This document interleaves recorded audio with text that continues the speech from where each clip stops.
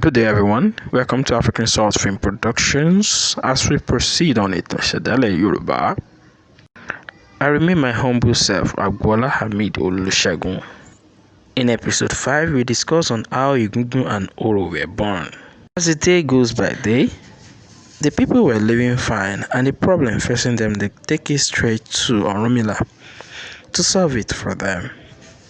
Both human being and animal goes to him to find solutions to their problem, and their problem were solved. During this time, Oodua was their king in Ife-Daye, but in Okegeti, the Ajogun had disturbed them, so they feel like having a king.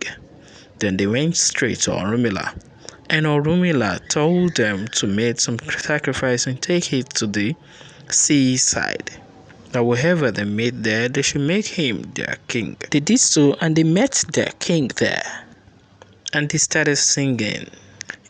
Iwájú òkun, òkun ní ṣe, ẹ̀yìn òkun, òkun ní ṣe, èèyàn tó mọ̀ òpin òkun ò sí. After that, all the animals also choose their leaders and king.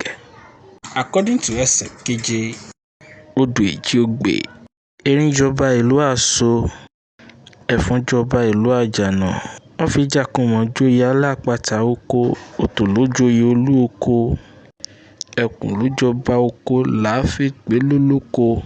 As this goes on, people started learning Ifa from Orunmila.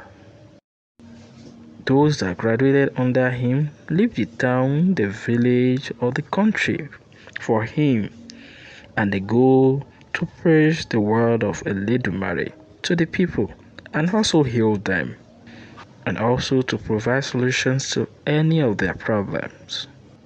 Among of those that graduated under Orunmila is Oyeku. One day, Oyeku traveled to a town called Popo to preach the word of Olodumare. Then in the town called Popo, if their people died, they don't bury them, believing that the person can still wake up.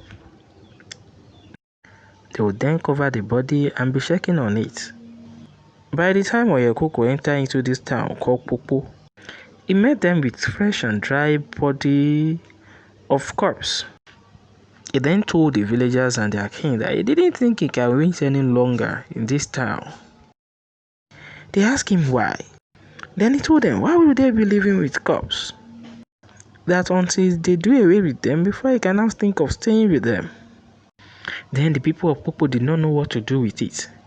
Then they asked him, begging him to help them and do away with this corpse. Then Oyeku made a sacrifice and called Eye Igun, Eye Akala, and Eye Tetere. They answered him and ate all the corpse. Then Oyeku now go into a forest. He now asked the deceased family to come with 7 canes, and he collected it from them and used it to beat the ground 3 times and separate the dead from the living, saying, Aya Olaye, we separate you from the world. Aya Osonu, we separate you to heaven. Aya Osibodiono, we separate you to the gates of heaven. After Oyeku did this, he told the people of Popo that whenever their people died, they bring them into this forest and start burying them there. Then after that, Oyeku told the deceased family to be going. Then ever since then, they started calling Oyeku Oyaoku. Watch out for episode 7, like, share, and subscribe to our YouTube channel to enjoy more of Yoruba history. Thank you.